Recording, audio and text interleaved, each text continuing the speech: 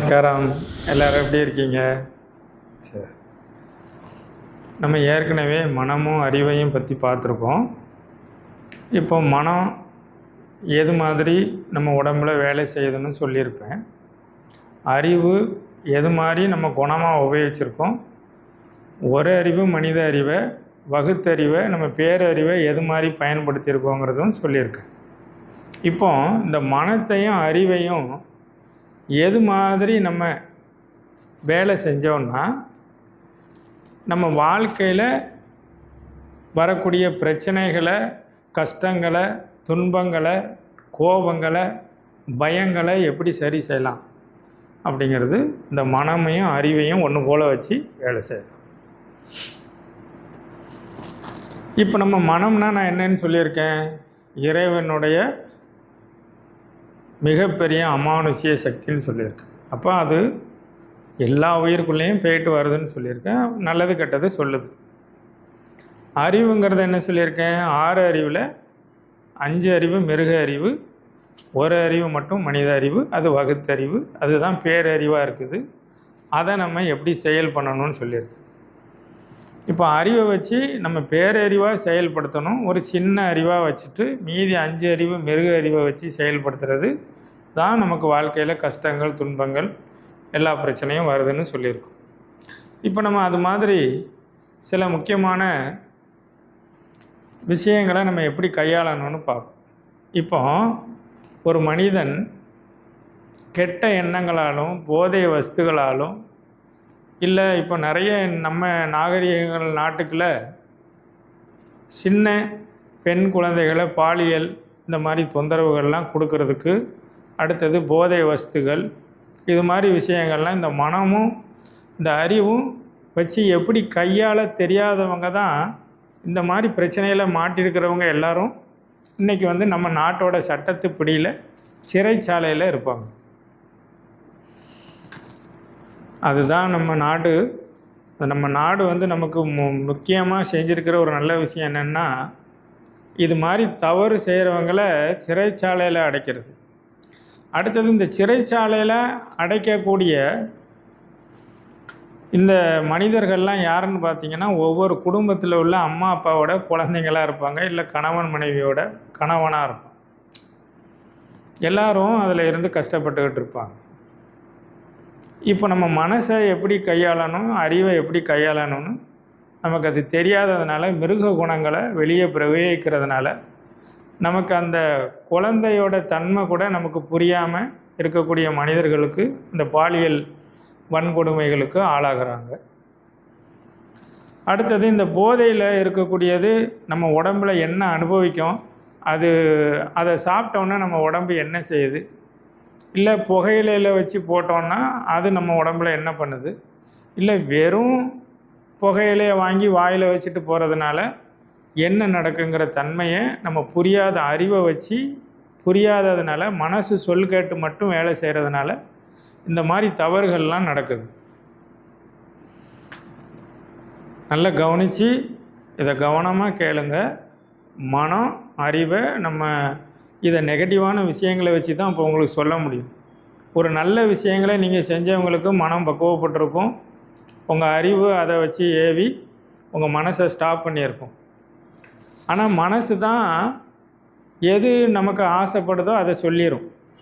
அதனால் அறிவு பேச்சை கேட்காம கெட்டதை செஞ்சிடும். அப்போ அறிவுங்கிறது என்னென்னா, இந்த பேரறிவு நம்ம உடலில் எந்த அளவுக்கு புரிஞ்சுக்கிடணும் அப்படின்னா, அறிவு நம்ம கண்ணு எவ்வளவு தூரம் பார்க்க முடியுதுங்கிறது புரிஞ்சுக்கிடும். நம்ம வாய் எவ்வளவு உணவை வாங்கிக்கிடும், இப்போ நம்ம என்ன பேசுகிறோங்கிறத அறிவு தெரிஞ்சுக்கிடும். அதேமாரி காது நம்மளை யார் என்ன பேசுகிறாங்க, என்ன சொல்கிறாங்க நம்மக்கிட்ட அப்படிங்கிற ஒரு விஷயத்தை காது புரிஞ்சுக்கிடும். இந்த கையை வச்சு பார்த்திங்கன்னா, இந்த கையில் இருக்கிற விரல்களையும் கையையும் வச்சு நம்ம என்ன வேலைகள்லாம் செய்ய முடியும் நம்மளால். இந்த கையில் இவ்வளோ தான் முடியும், இந்த விரலில் இவ்வளோ தான் முடியும் அப்படிங்கிறது புரிஞ்சிக்கிறது தான் அறிவு. அடுத்தது நம்ம இப்போ சாப்பிட்றோம் அப்படின்னா எவ்வளவு சாப்பாடு நமக்கு வேணும் வேண்டாங்கிறத முடிவு பண்ணுறதும் அறிவு தான். அந்த உடம்பில் இருக்கிற குடலில் எவ்வளவு கிடைக்கிதுன்னு பார்த்துட்டு அந்த அறிவு சொல்லிடும். ஆனால் மனசு சொல்லாது. மனசு இன்னும் வேணும்னு கேட்கும், நல்லா சாப்பிடுங்க. இப்போ மனசு என்ன சொல்லுது, அறிவு என்ன சொல்லுதுங்கிறது கவனிச்சுக்கிட்டே வரணும். அறிவு என்ன சொல்லுது, சாப்பாடு போதும்னு சொல்லும். மனசு என்ன சொல்லுது, நல்லா இருக்குது, இன்னும் கொஞ்சம் சாப்பிடணும்னு சொல்லும். அப்போ மனசை எது மாதிரி புரிஞ்சுக்கிடணும்னு பார்த்துக்கோங்க, அறிவை எது மாதிரி புரிஞ்சுக்கிடணும்னு பார்த்துக்கோங்க. இதே மாதிரி நம்ம கை விரல்கள் என்ன வேலை செய்யுதுன்னு நம்ம அறிவுக்கு தெரிஞ்சிருக்கும். அது மாதிரி நம்ம கால்களும் எவ்வளவு தூரம் நம்மளால் போக முடியும். இந்த உடம்பை நம்ம கொண்டுக்கிட்டு ஒரு இடத்துக்கு பைக்கில் போனாலும் சரி, இல்லை நடந்து போனாலும் சரி, இல்லை காரில் போனாலும் சரி, இல்லை சைக்கிளில் போனாலும் சரி, எவ்வளவு தூரம் நம்மளை கொண்டு போக முடியும் அப்படிங்கிறது இந்த உடம்புக்கு நம்ம புரியணும். அதை எதில் புரிஞ்சுக்கிட்டோம் அப்படின்னா, நம்ம இந்த அறிவை வச்சு தான் இந்த உடம்பை எவ்வளவு தூரம் நம்ம கொண்டு போகணும், இந்த கையில் என்ன முடியும்னு தெரியும்.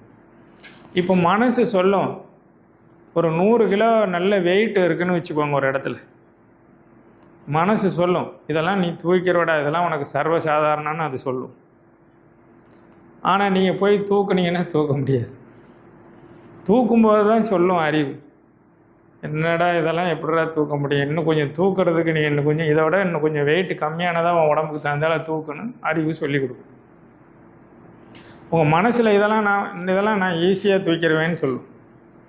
இதெல்லாம் என்னதுன்னா அகங்காரம். இன்றைக்கி நாகரிகத்தில் நம்ம சொல்கிறதா இருந்தால் இதுக்கு பேர் பந்தாவாக பேசிட்டு போகிறது. இதெல்லாம் மனசு செய்கிற வேலை.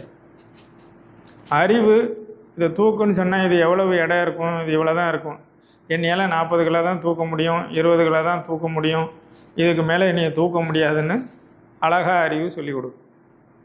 அப்போ நம்ம இந்த மனித வாழ்க்கையில், இந்த குடும்ப வாழ்க்கையில் நம்ம வாழும் பொழுது, பிறர் மனிதர்களை நம்ம பார்க்கும்போதும், நம்ம குடும்ப வாழ்க்கையில் வாழும்போதும், பொதுமக்களை நம்ம சந்திக்கும் போதும், நம்ம எது மாதிரி இந்த அறிவையும் மனசையும் பயன்படுத்தணுங்கிறத தெரிஞ்சு நம்ம பண்ணணும்.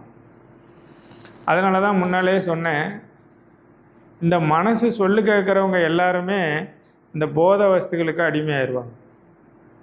இந்த மனசு எதெல்லாம் சொல்லுதோ அதெல்லாம் புத்திசாலி, நான் பெரிய அறிவாளின்னு சொல்லி கேட்டுக்கிட்டு ஒரு கெட்ட வேலைகளை செஞ்சு சிறைச்சாலையில் இருப்பாங்க.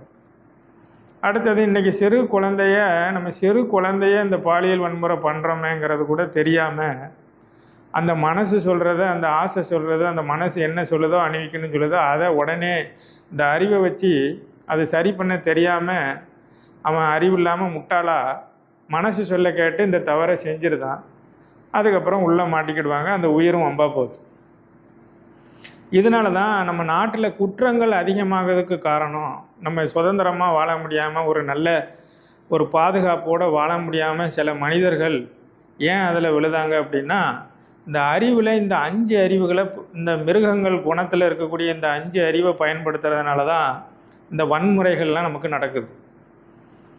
இந்த 6வது அறிவு பேரறிவை வச்சு நம்ம கொஞ்சம் கவனிக்க ஆரம்பித்தோம், விழிப்புணர்வோடு பார்த்தோன்னா, ஐயையோ இது முடியாது, இது நம்ம செய்யக்கூடாது, இது தவறு, இது நம்ம செஞ்சோன்னா அந்த சின்ன குழந்தை வம்பா போவோம், இல்லைன்னா நம்மளை பிடிச்சி சட்டத்தில் போட்டுருவாங்க, ஊர் மக்கள் எல்லாரும் நம்மளை பார்ப்பாங்க அப்படிங்கிற ஒரு கௌரவத்தையும் மானத்தையும் அது சொல்லி கொடுக்கறது தான் அறிவு.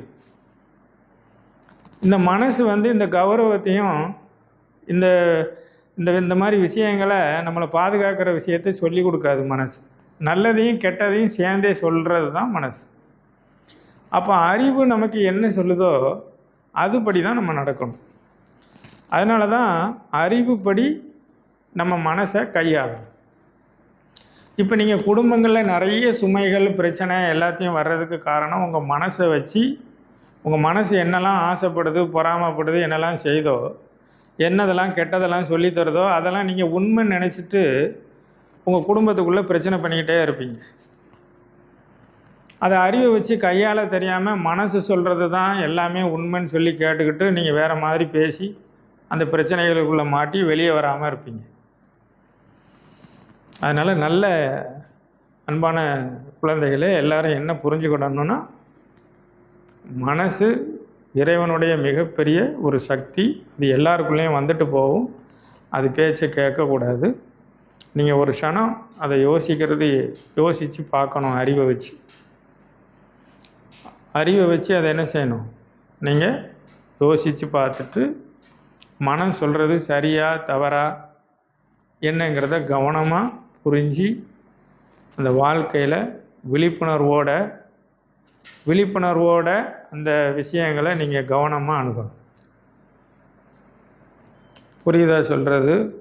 இன்னும் கொஞ்சம் புரியலைன்னா இதை இன்னும் கொஞ்சம் ஆழமாக இன்னொரு விஷயங்களில் உங்களுக்கு சொல்லுதேன். இப்போதைக்கு மனமும் அறிவும் இதுதான் விஷயம். இப்போ மனசையும் அறிவையும் சேர்த்து நம்ம வேலை செய்யும்போது நம்ம செயல்கள் உண்மையாக நம்ம செய்துக்கிட்டே இருந்தோம் அப்படின்னா மனம் உங்களுக்கு ஒரு தேவையில்லாத புத்திகளை சொல்லி கொடுக்காது. நீங்கள் கொஞ்சம் ஒரு மாதிரியான ஆசையும் ஒரு மாதிரியான பொறாமை குணமும் ஒரு மாதிரியான ஆசையில் உடனே அனுபவிக்கணும் அப்படின்னு அந்த விழிப்புணர்வு இல்லாத விஷயங்களை கையாளுறது மனம். அறிவு என்பது இது தேவையில்லை, இது வேண்டாம், இதை நீ பண்ணினேன்னா மாட்டிக்கிடுவ, கவனமாக இரு, உன் குடும்பம் வம்பா போகும், உன்னோட லைஃபு வம்பா போகும்னு அறிவு சொல்லி கொடுக்கும். அப்போ அறிவு என்ன சொல்லுதோ அதை தான் நம்ம கேட்டு நடக்கும். மனசு என்ன சொல்லுதோ அதை கேட்காம அறிவை வச்சு அதை சரி பண்ணி அதை ஆஃப் பண்ணணும். அப்போ தான் நம்ம குடும்பங்கள்லேயும் பொதுமக்களிடத்துலையும் இந்த மாதிரி குற்றங்கள்லாம் நடக்காமல், இந்த வன்முறைகள்லாம் நடக்காமல் நம்ம தெளிவாக வாழ முடியும். அதனால் இப்போ நீங்கள் கல்விக்கூடத்தில் பள்ளிக்கூடங்கள்லாம் காலேஜிலலாம் பார்த்தீங்கன்னா இந்த மாதிரி அறிவுகளை சொல்லிக் கொடுக்க ஆள் இல்லை. என்னது சொல்லிக் கொடுப்பாங்கன்னா வெறும் ஒரு 20 புக்கை அவங்க தலையில் தூக்கி போட்டு இதை படித்து மனப்பாடம் பண்ணி எழுதுனேன்னா பாஸ் ஆனேன்னா வேலை ஆனேன்னா சம்பளம், இது மாதிரி பேசி சொல்லி கொடுத்துட்டு வரக்கூடிய நாகரிகங்களில் எல்லா மனிதர்கள்லையும் நீங்கள் எந்திரனாக மாற்றிக்கிட்டு இருக்கீங்கிறது எல்லாரும் புரிஞ்சுக்கிடணும். இங்கே வகுப்பு எடுக்கிற ஆசிரியர்கள்ல இருந்து சாதாரணமாக தொழிலில் சொல்லி கொடுக்குறவங்க வரைக்கும் எல்லாருமே ஒரு மிஷின் மாதிரி எல்லாரையும் நீங்கள் ஏவிக்கிட்டே போகிறீங்க. அதனால தான் இந்த உலக வாழ்க்கை நமக்கு பெரிய கொடுமையானதா ஒரு நரகம் மாதிரி தெரியுது. அதனால் அன்பான என் மக்களே, என் செல்ல குழந்தைகளே, நான் சொல்வதை கேளுங்கள். சித்தர்கள் எப்போதும் உங்களுக்கு உண்மையை தான் சொல்லித் தருவாங்க. ஏன்னா முக்கியமாக நாங்கள் ஏன் இதெல்லாம் சொல்லுதோன்னா நம்ம நாட்டில் இந்த மாதிரி விஷயங்கள் நிறைய நடந்துக்கிட்டே இருக்குது. நீங்கள் எப்போ சரியாவீங்க, எப்போ முத்தி அடைவீங்க, நம்ம ஆன்மீகத்தையும் குடும்ப வாழ்க்கையில் இறைவனை வாழ்ந்து இறைவனை முத்தி அடைகிறத பற்றிலாம் நம்ம பேசிக்கிட்டு இருந்தாலும் இங்கே நடைமுறை வாழ்க்கையில் நம்ம குழந்தைகளை எது மாதிரி வளர்த்து கொண்டு வரணும், அந்த உண்மையான வழியில் எப்படி சொல்லி கொடுக்கணும், கல்வியை எது மாதிரி கொண்டு போகணும், உடலில் இருக்கிற ஆரோக்கியங்களை எது மாதிரி கொண்டு போகணும்லாம் நீங்கள் கவனமாக சொல்லிட்டு வரணும்.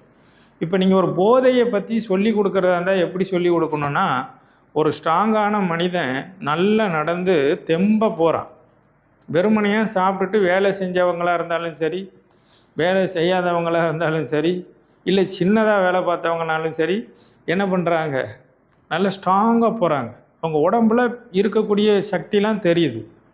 ஆனால் இந்த போதை வஸ்துகளில் புகையிலையோ பாக்கோ பீடியோ இந்த ஆல்கஹாலிக்கோ ஏதாவது ஒன்று எடுத்துட்டாங்க, அவங்களுக்குள்ளே எடுத்தாங்கன்னா அவங்க உடம்புல உள்ள திடகாத்திரத்தை இழந்து அவங்க உடம்பை அவங்களே கொண்டு போக முடியாத அளவுக்கு கீழே விழுந்து கிடப்பாங்க. அதை நம்ம சொல்லணும்.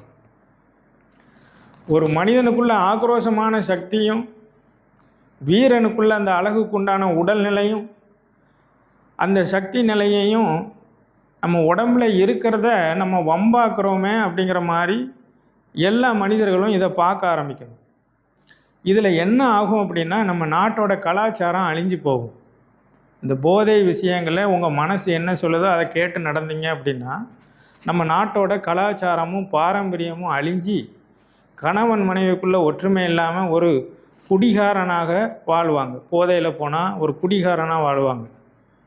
அடுத்தது போதை வஸ்துகள் எது செஞ்சாலும் அவங்களுடைய அந்த உடலை பலகீனத்தை ஆக்குறாங்கங்கிறத அவங்களுக்கு சொல்லி கொடுக்கணும்.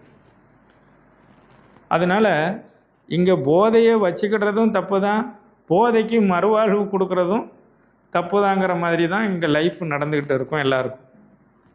அதனால் கவனமாக இந்த போதைங்கிறது இப்படி சொல்லி கொடுங்க எல்லாருக்கும். உன் திடகாத்திரமான சக்தியை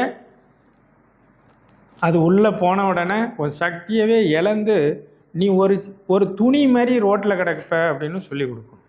யாராவது தூக்க முடியுதா பாருங்கள். ஒரு ஆல்கஹாலிக்கு யூஸ் பண்ணினவங்கள ரோட்டில் பாருங்கள், எப்படிலாம் படுத்து கிடக்காங்க, துணி இல்லாமல் கிடக்காங்க. தன்னோட தன்மானத்தை இழந்துருதாங்க, அவங்களுடைய கௌரவத்தை இழந்துருதாங்க, அவங்க உழைச்சி முன்னேறக்கூட சக்தியே இழந்துருதாங்க. நான் என்ன ஆகணுங்கிற அந்த கனவோட லட்சியத்தையும் இழந்து அப்படியே ஒன்றுத்துக்கும் இல்லாமல் ஆயிடுதாங்க. அந்த குடும்பமும் வம்பா போகுது. அதனால் குழந்தைகளை நீங்கள் வளர்க்கும் போதே இந்த மனம் அறிவுகளை பற்றி சொல்லி கொடுத்து, கல்வி சொல்லி கொடுக்குற இடத்துலையும் அதை பற்றி அவங்களுக்கு உண்மையாக சொல்லி கொடுத்து, வெறும் படிக்க வச்சு வெறும் மார்க் எடுக்க வச்சு வெறுமனையாக அடிமை மாதிரி ஒரு வேலைக்கு அனுப்பி மாத சம்பளம் வாங்குறதுலேயே கவனமாக இருக்கீங்கல்ல, அதை எல்லோரும் கொஞ்சம் விடுங்க. படிக்க வைங்க, எஜுகேஷன் நல்லதாக கொடுங்க, வேண்டான்னு சொல்லலை. ஆனால் குழந்தைகளுக்கு எல்லாத்தையும் சொல்லிக் கொடுங்க. இறைவனுடைய சட்டம், நம்மளுடைய பாரம்பரியம், கலாச்சாரம், இந்த மனசை எப்படி நம்ம வேலை செய்யணும், இந்த அறிவை வச்சு எப்படி வேலை செய்யணும், மனசனா இது, அறிவுனா இதுன்னு உண்மையை நாங்கள் இதில் சொல்லியிருக்கிறத கேட்டுட்டு உங்கள் குழந்தைகளை நல்லபடியாக வளர்த்து அடுத்த ஜெனரேஷனில் வரக்கூடிய இந்த குழந்தைகள் நல்ல மனிதர்களாக, இறைவனுக்கு பிடித்த பக்தியானவர்களாக, இந்த நாட்டின் சிறந்த வீரனாகவும் ஆரோக்கியமானவனாகவும், இந்த நாட்டினுடைய ஒரு குடிமகனாக அவன் நல்ல மகிழ்ச்சியாக வாழக்கூடியவனாகவும் இங்கே வளர்த்து விடணும். அதுக்கு இந்த மனம், இந்த அறிவுகளை நீங்கள் கையாள தெரிஞ்சுக்கோங்க. இவ்வளோதான். நீங்கள் இந்த மனமும் அறிவையும் இதை புரிஞ்சுக்கிட்டு செயல்படுத்தினீங்கன்னா நம்ம நாடு செல்வ செழிப்பாகவும், எந்த ஒரு சோம்பேறி இல்லாதவனாகவும், எந்த ஒரு முட்டாள் இல்லாதவனாகவும், இந்த மாதிரி கௌரவங்களும் மானங்களும் அழிக்கப்பட்டு அந்த குடும்ப பிரச்சனைகளில் கிடக்கிறது இல்லாமலும், இங்கே நம்ம இறையருள் நம்ம குடும்பங்களில் வரும்பொழுது நீங்கள் இந்த மாதிரி ஒழுக்கமாக உண்மையாக நடந்தீங்கன்னா இறைவனுடைய அருள் உங்களை பாதுகாத்து வழி நடத்தி உங்களை மென்மேலும் சிறப்பாக வாழ வைக்கும். ஆயுஷ்மான் பவ. நமஸ்காரம்.